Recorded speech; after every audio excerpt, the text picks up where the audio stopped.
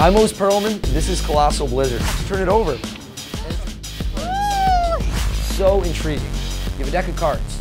No deck switching. I want to put that out front. The same 52 cards are in play the whole time. You have somebody think of a card. You take a card out of the deck, you put it down in their hands, you tell them that's their card.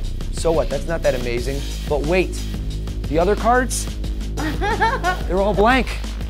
How did you do that? Okay, this is going to blow their mind. They turn over their card. It's the only printed one, the one they were thinking of. You never go in your pockets. There's no trick devices. There's no gimmicks whatsoever. Turn that over. Oh my gosh. Amazing. All except for one. All except for something you're holding. Turn that one over. Take a look. Damn, that's a trail. Gosh, that's a mess. Is she good? That's good. I'm Oz Perlman. This is Colossal Blizzard. Turn it over. That's the only card in the deck.